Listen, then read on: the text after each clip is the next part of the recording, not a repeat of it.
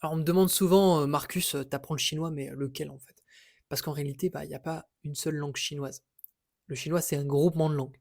Il y a le mandarin, putonghua, la langue officielle parlée par plus d'1 milliard de personnes.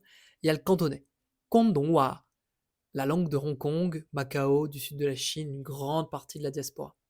La différence, c'est quoi? Bah, déjà, les tons, le mandarin en a 4, plus un ton léger, et le cantonais, il peut en avoir jusqu'à 9, ce qu'on appelle une langue à prononciation ésotérique. Donc ouais, le cantonais, c'est plus musical, plus précis, plus piégeux aussi.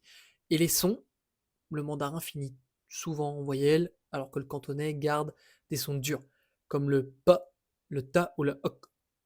C'est ce qui lui donne, on va dire, ce grain si particulier, un peu coupant, un peu rock. Et puis, il y a l'écriture aussi. Le mandarin, c'est les caractères simplifiés.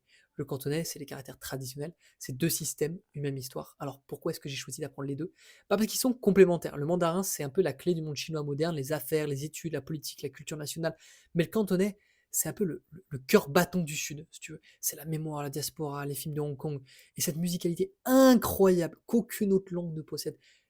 Moi, je suis plus à l'aise en mandarin, évidemment, parce que j'y vais souvent. Je vais souvent dans la partie où on parle le mandarin, que parfois, bah, du coup, j'ai une association là-bas, et que c'est devenu vraiment une langue habituelle pour moi.